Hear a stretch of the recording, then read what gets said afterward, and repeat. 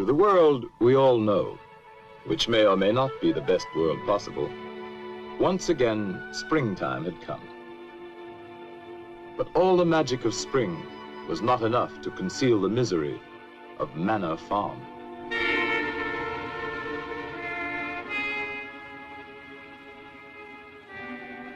Once thriving and fruitful, the farm and its owner, Mr. Jones, had fallen on evil days. Beset by problems of his own making, Mr. Jones had turned to drink. And for his misery, he had found poor company.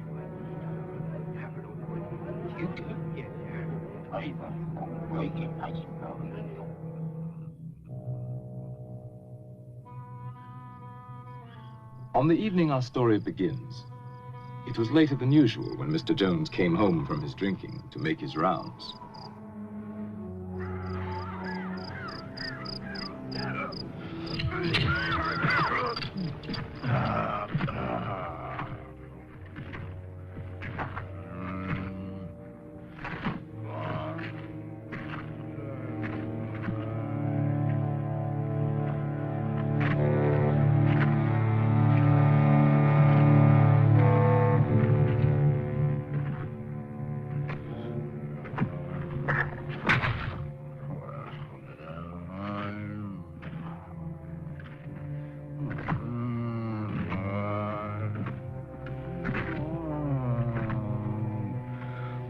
Damned old hens.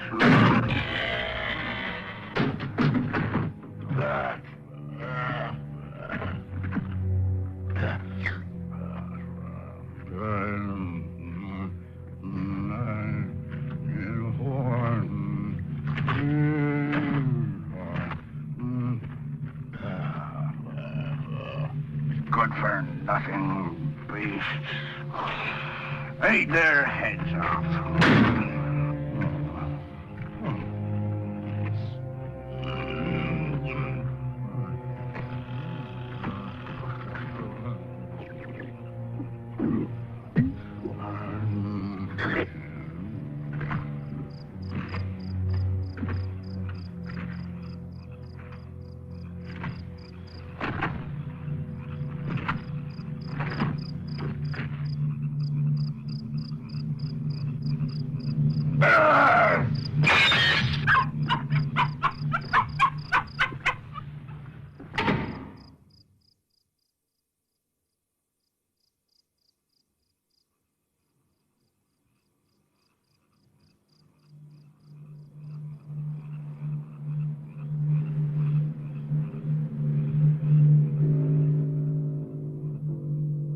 On this night, all the animals had agreed that as soon as Mr. Jones was in bed, they would gather in the main barn for a secret meeting called by Old Major, the prize boar hog, who because of his years was regarded as by far the wisest of the animals.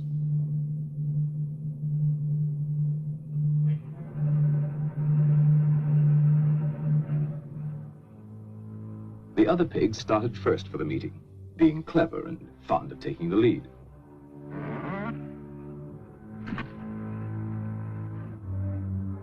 They were followed by Boxer, largest and strongest of the horses, and his devoted friend, Benjamin, the donkey.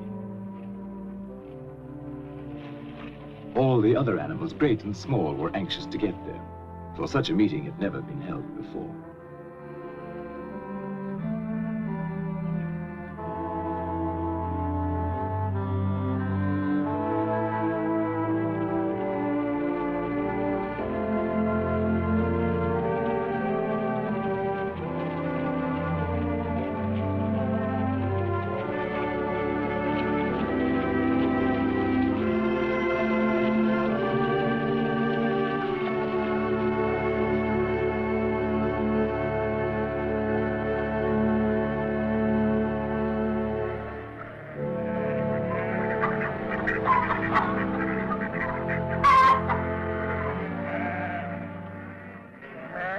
Old Major had been ailing, and now he had made known there were some things he wanted to say to his fellow animals before it might be too late.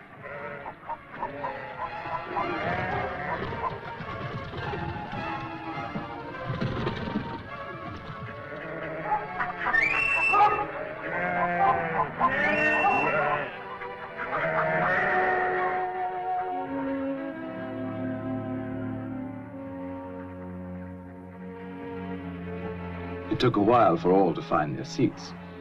The pigs had taken up the best positions immediately in front of the platform. Among them, Snowball, determined to get a good view. And Napoleon, equally determined and even less polite.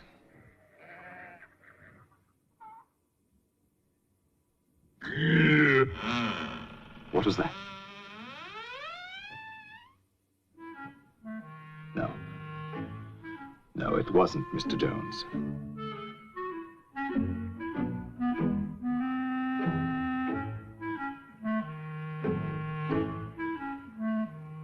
And at last, everyone could be settled to hear Old Major. My dear friends, I have lived a long life. I have had much time for thought as I lay alone in my stall. I won't be with you much longer.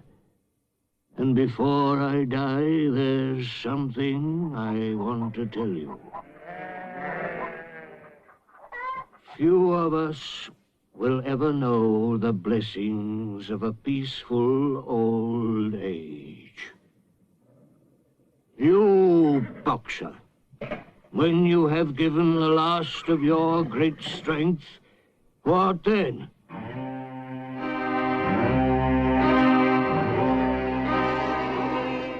Whatever we produce is taken from us, stolen from us, and sold. Our children are born to cold and hunger.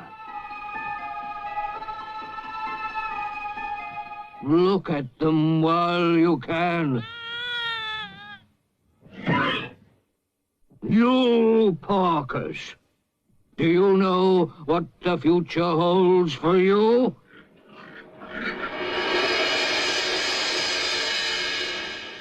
Do we deserve such a fate? Is this farm too poor to support us all? No, comrades. The farm is rich, but we'll never get our rightful share from Farmer Jones. Overthrow this evil tyrant, and we shall be rich and free. Courage! Revolt!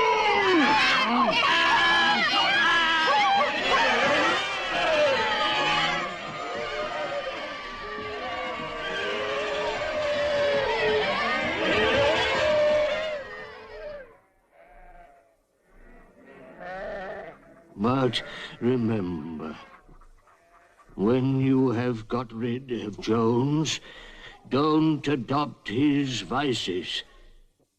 We animals are brothers, large or small, clever or simple, fur or feathers. Now and forever, all animals are equal.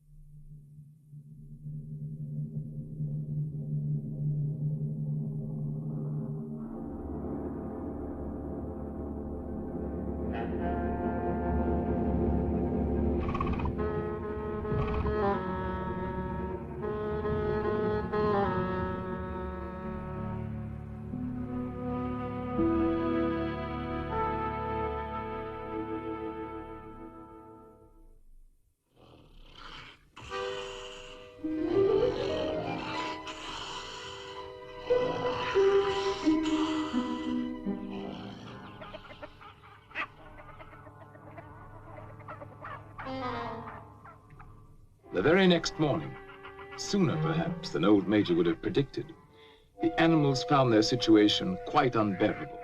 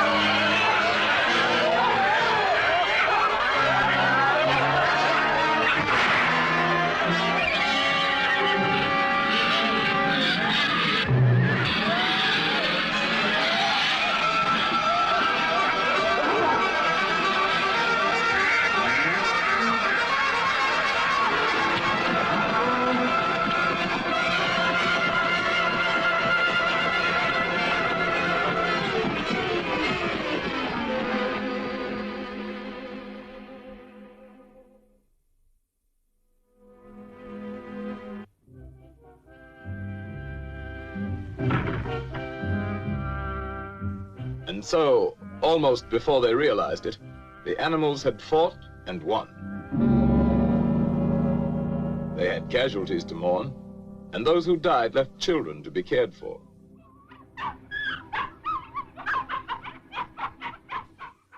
But Manor Farm was theirs, and they lost no time in destroying everything that reminded them of hateful Mr. Jones.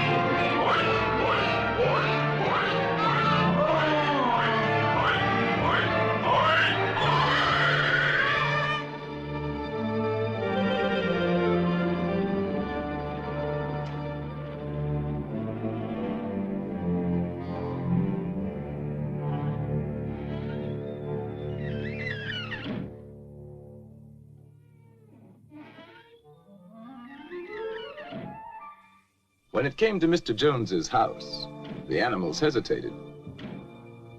Napoleon showed the way, but Snowball took the lead in entering the place where their tyrant had lived.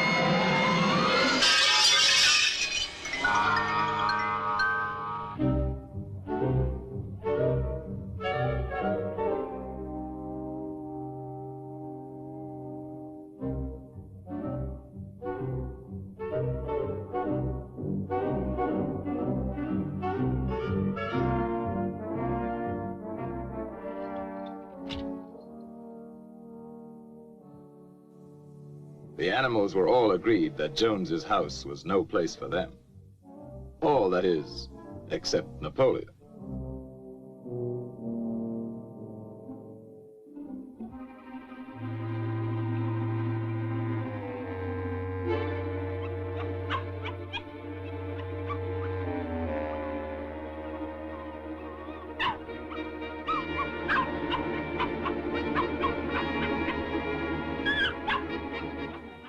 Meantime, Snowball led the other animals in organizing a new society, which they now named Animal Farm.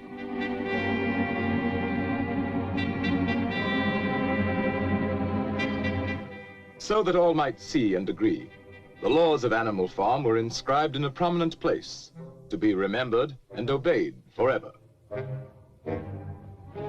No animal shall sleep in a bed.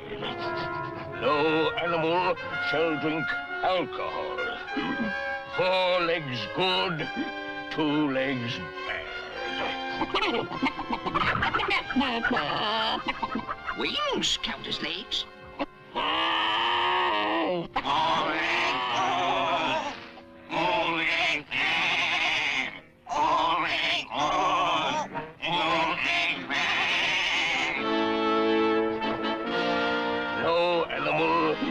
Shall kill another animal. All animals are equal.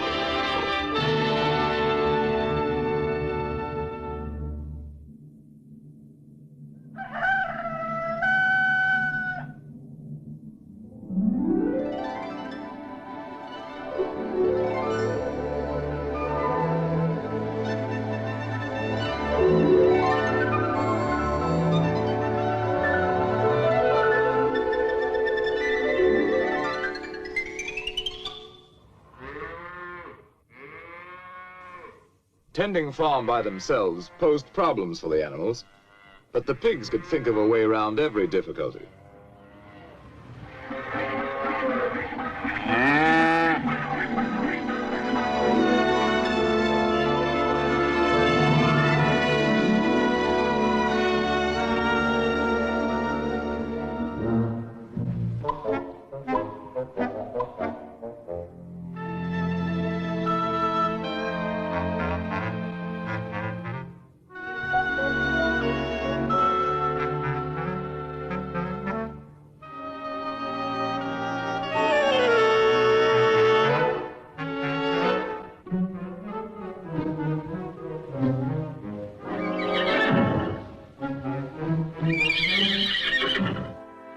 boxer was the admiration of everybody.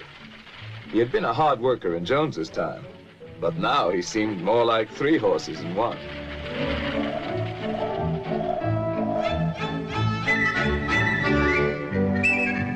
Instructed by Snowball, other animals worked out the rest for themselves, and the farm work was done like magic.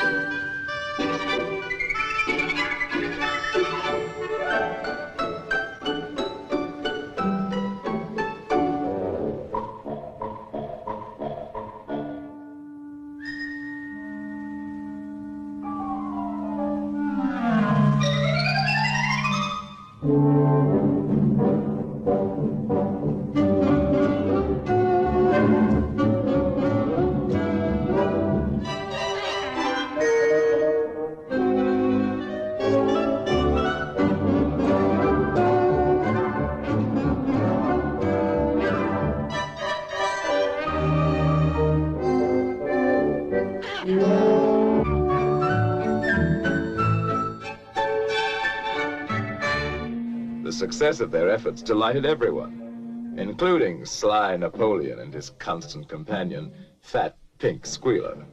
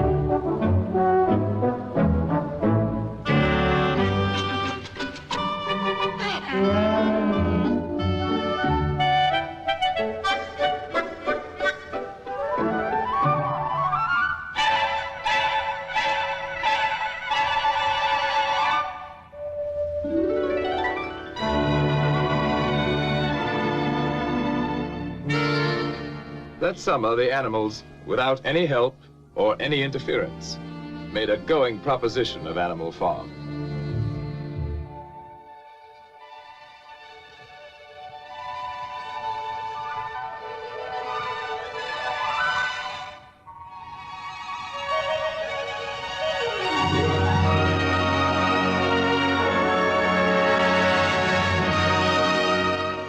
The fields yielded richly, and they were cut and gleaned with diligence and devotion.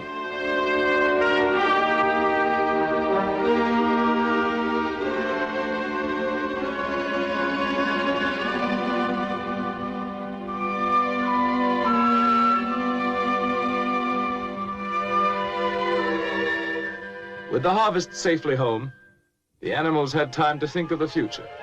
And at a meeting in the big barn, many resolutions were put forward. It was always the pigs who made the resolutions. Comrades, our first 5 months plan is a farm-wide triumph. And the time has come to spread the glorious news so that our downtrodden comrades on other farms will break their chains and join the animal revolution.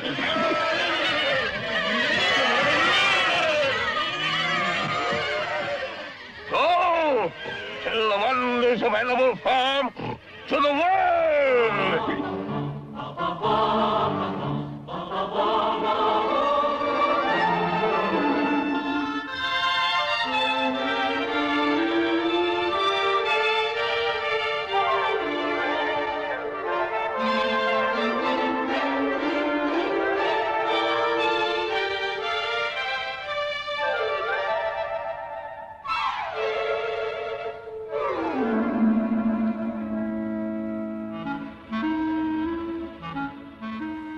Some animals, content with their lot, were unimpressed by tales of peace and plenty.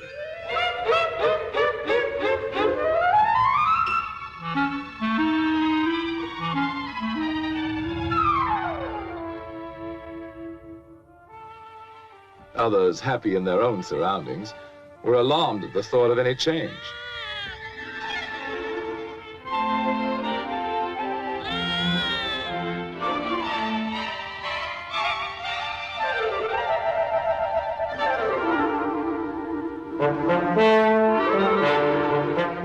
But wherever they were having a bad time, animals listened with interest.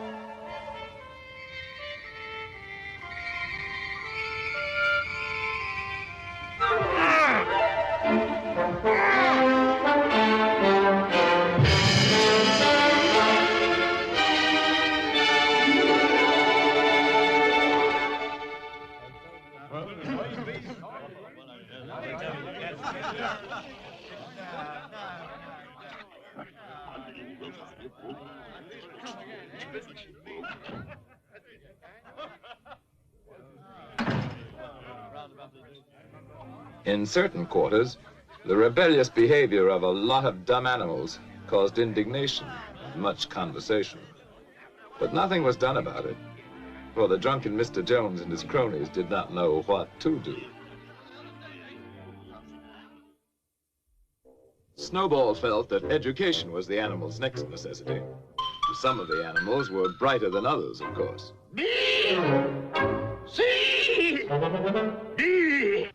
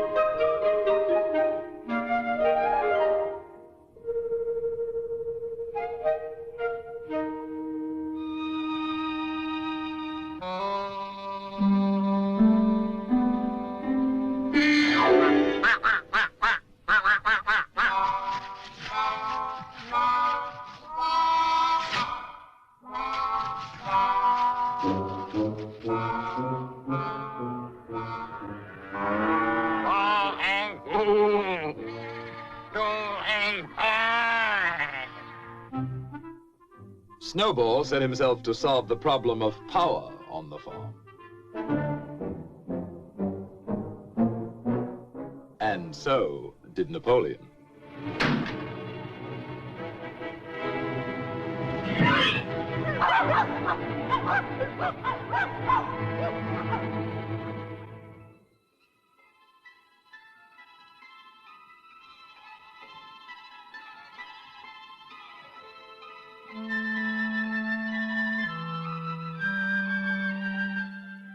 In January, there came bitterly hard weather. Inexperienced management brought shortages to Animal Farm. But Snowball continued his thinking for the future. And in such thoughts, he was not alone.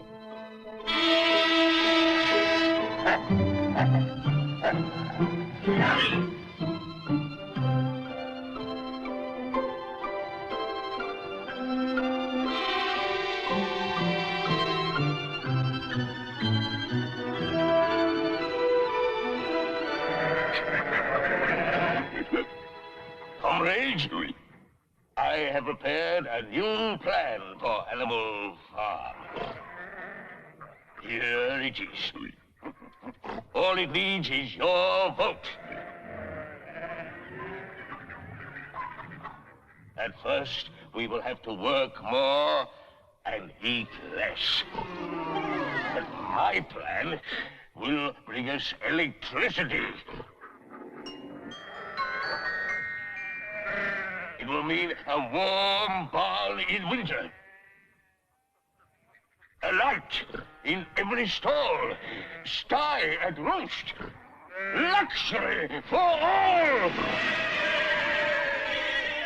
Comrades, in one short year, Animal Farm will be the finest in the world. dreams. A vote for my plan is a vote for the life beautiful. It's a lie. I'll promise you a 4-day week. Bosh! Perhaps a 3-day week. Nonsense! A 1-day week.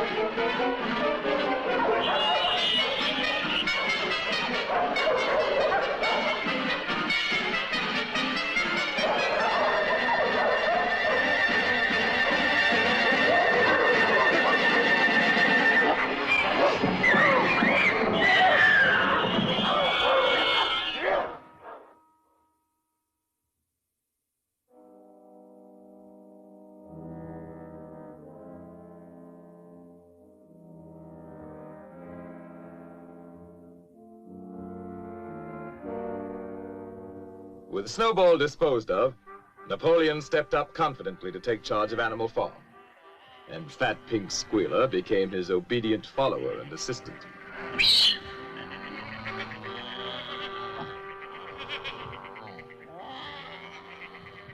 Comrades, Snowball is a traitor.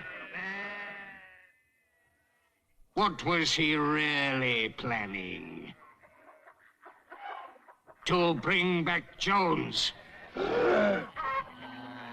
Now, let's have no more of these useless meetings. Eh? From now on,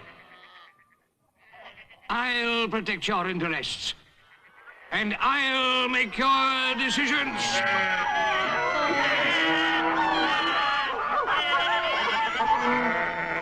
Let me show you my plan for Animal Farm.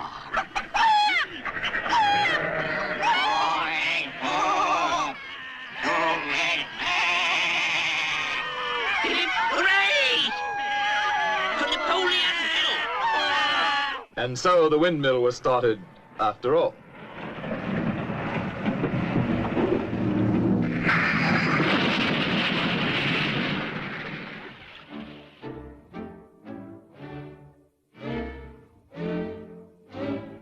Nothing could have been achieved without Boxer, whose strength was greater than that of all the other animals put together.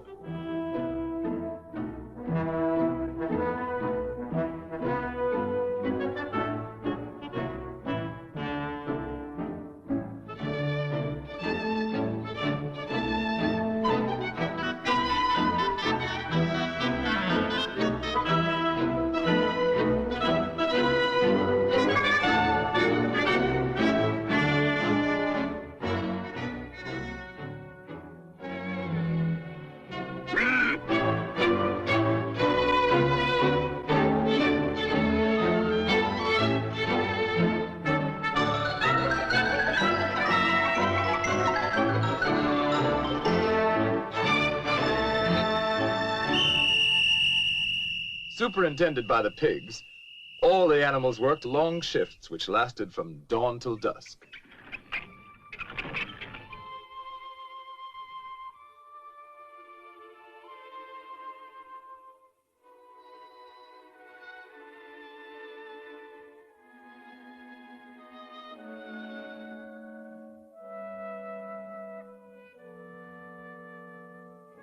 Rations were shortened for the workers, but the pigs, by virtue of their brain work, were plentifully provided for. But the greatest inspiration came from Boxer, who, with his friend Benjamin, worked early and late, in season and out.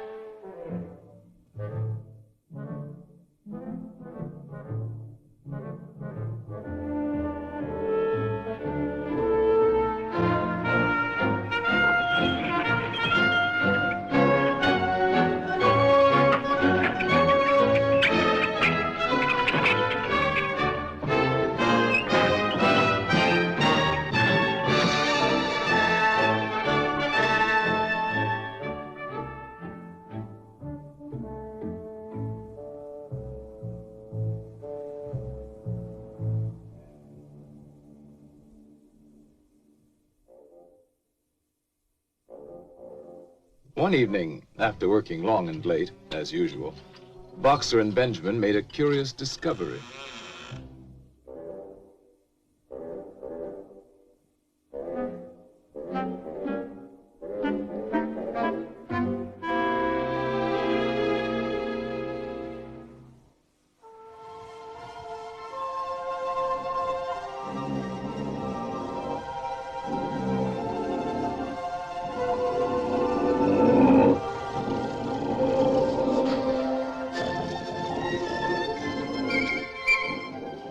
Word of what now went on at night in Jones's house spread quickly through Animal Farm.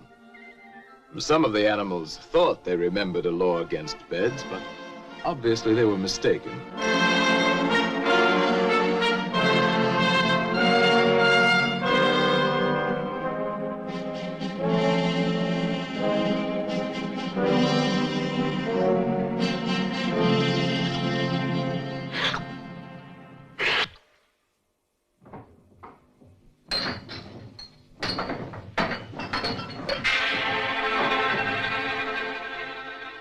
And now, other changes in the laws of Animal Farm were in store.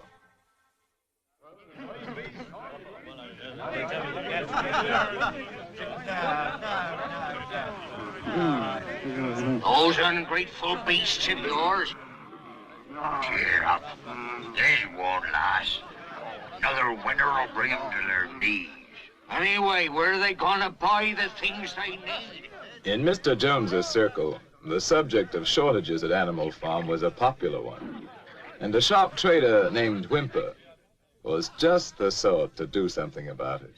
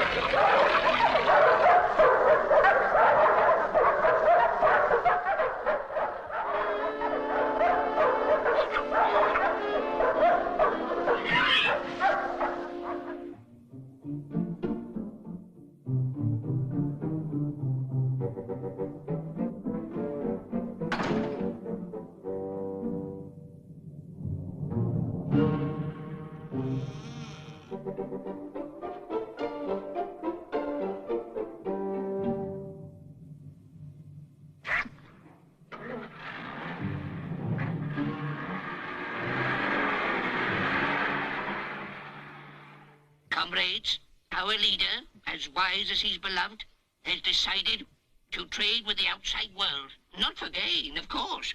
That would be unworthy of our noble principles. You, hens, are to have the honor of making the first contribution. All your eggs. I know how proud you are of this privilege.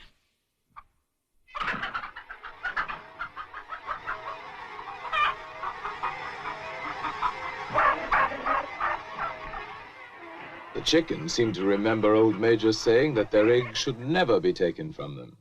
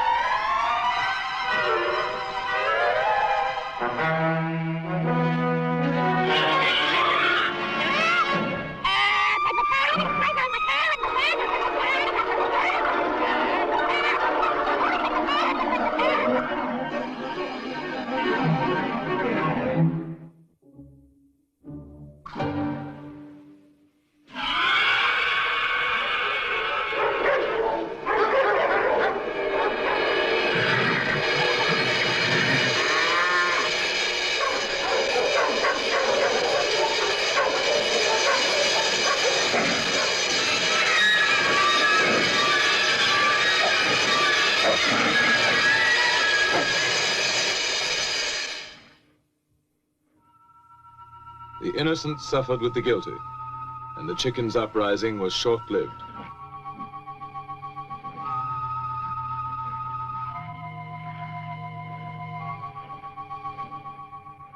Comrades, I have made a terrible discovery. There are traitors among us. Yes, comrades. In league with Jones and Snowball.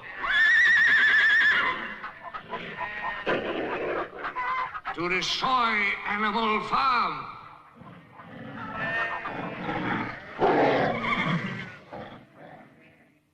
Who else is guilty? Stand up and confess!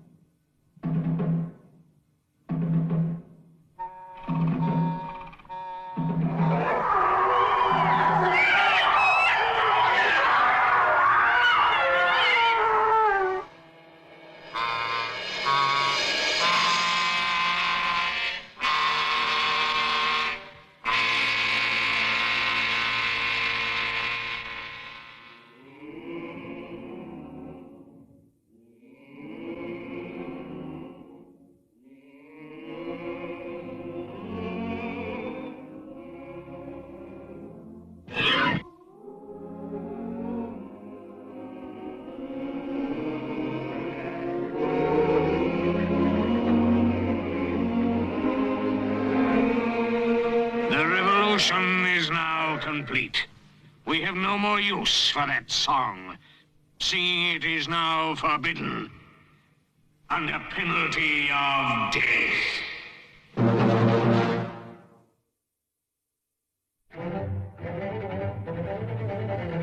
Trade between Animal Farm and the outer world now became quite brisk.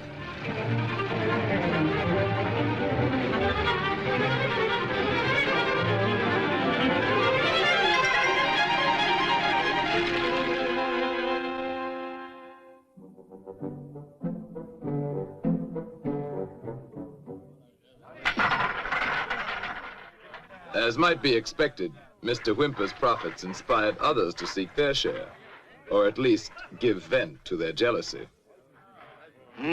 Animal Farm seems to be making money. For Whymper.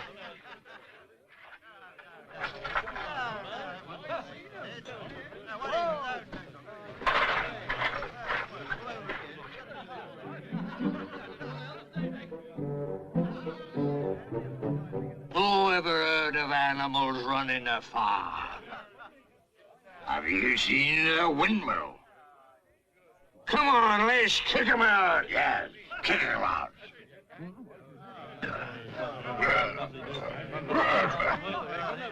The original owner was not invited to join this movement.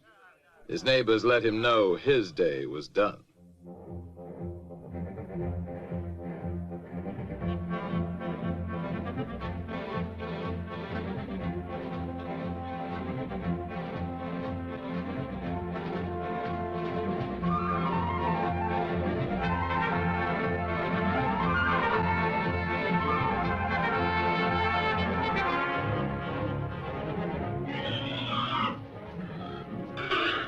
Comrades, the enemy has mobilized all his forces against us. We must save Animal Farm from the hateful enemy. At all costs, with animals.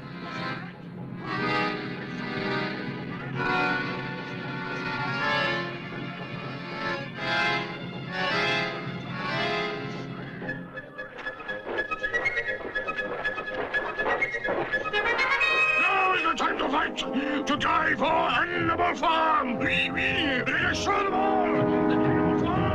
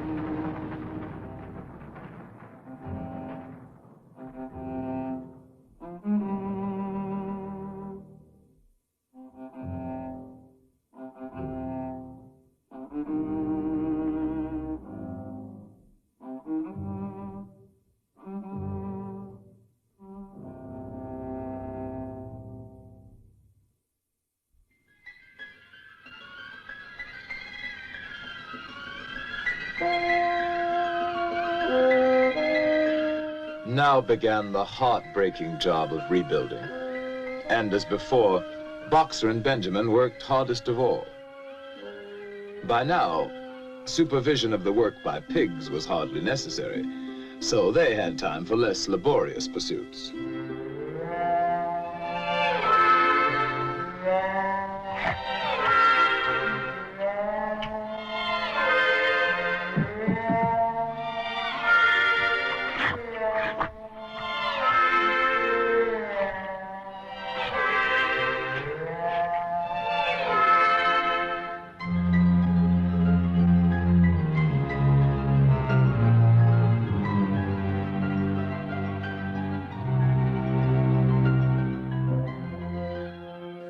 Long after the other animals left the job, Boxer and Benjamin worked on and on, giving their all, year in, year out.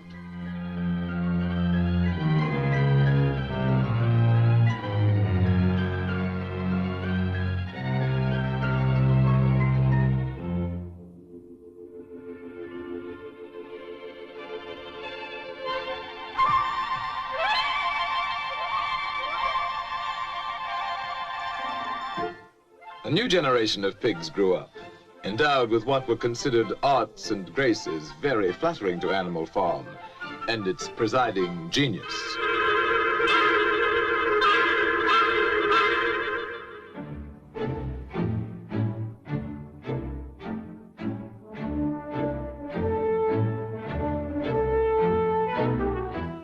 But still the windmill was not finished, and Boxer's injured foot got worse instead of better.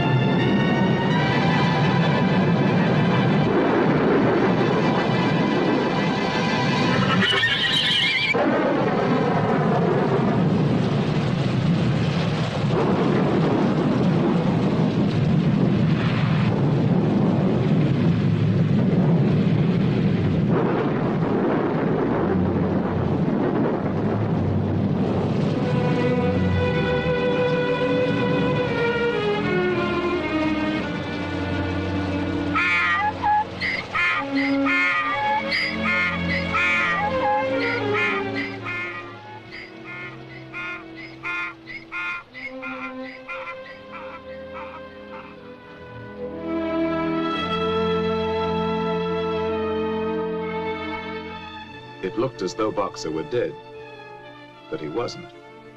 Not quite.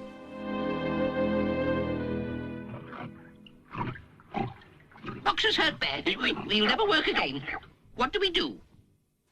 While Napoleon and Squealer made plans for Boxer, Benjamin predicted he could look forward to a well-earned rest and retirement.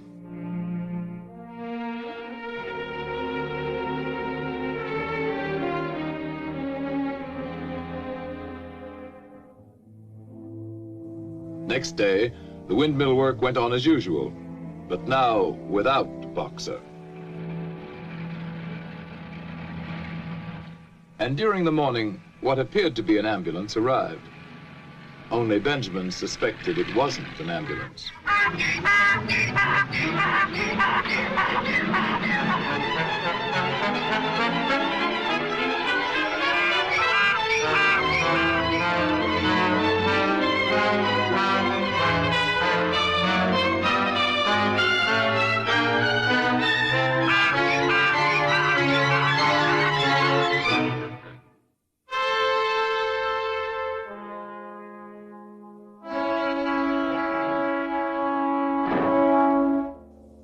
The other animals finally recognized the death wagon from Mr. Whymper's glue factory.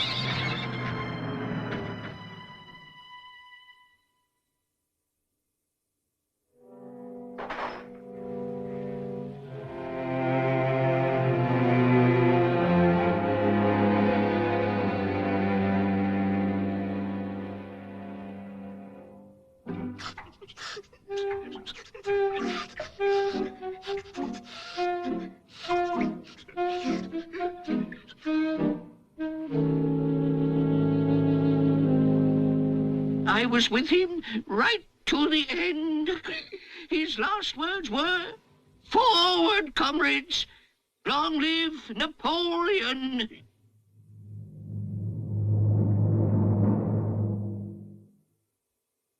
As for the wicked rumor that Boxer was sold to a glue factory, our beloved leader would never do that.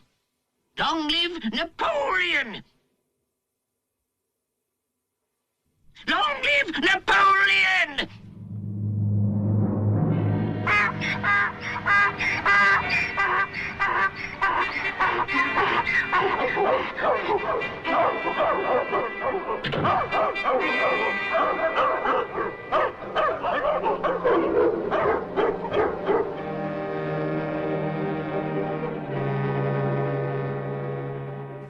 And that night, the pigs drank to Boxer's memory in the whiskey they had bought with Boxer's life.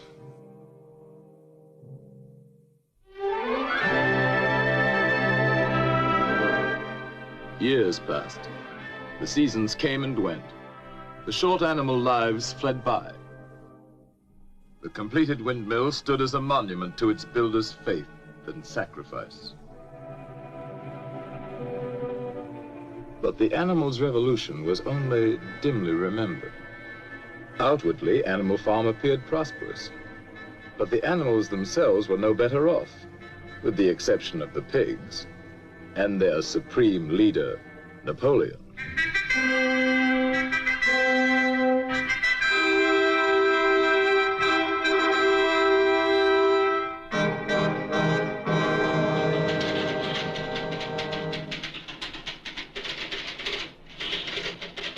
His pig-run enterprise now had many of the frills of real civilization. And one fine day, pig delegates from far and wide arrived at Animal Farm to celebrate the coming of a new era.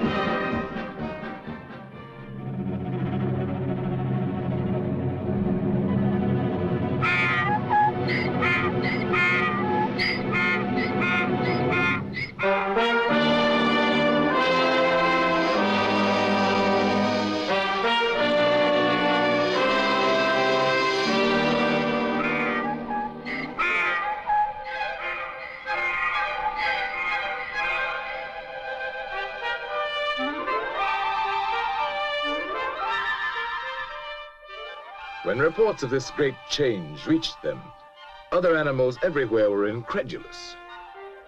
Dismayed and indignant, they headed toward Animal Farm from all directions, instinctively uniting once again in common cause.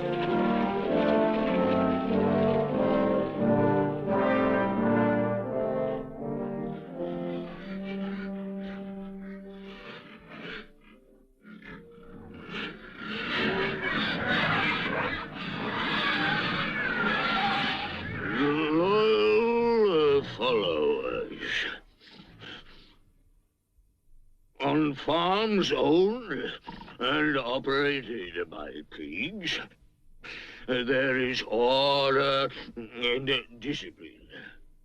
Our lower animals do more work and eat less than on other farms.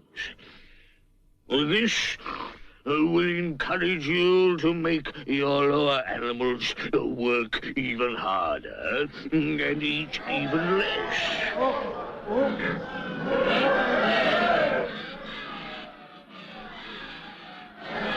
To a greater Animal Farm. To peace and plenty under pig rule.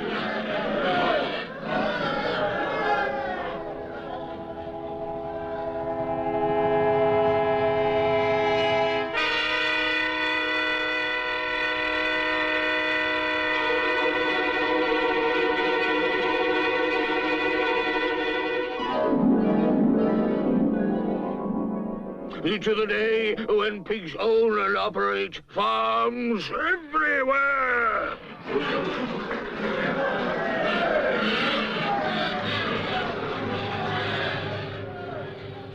To the animals, it now seemed that their world, which may or may not someday become a happy place to live in, was worse than ever for ordinary creatures. And another moment had come when they must do something about it.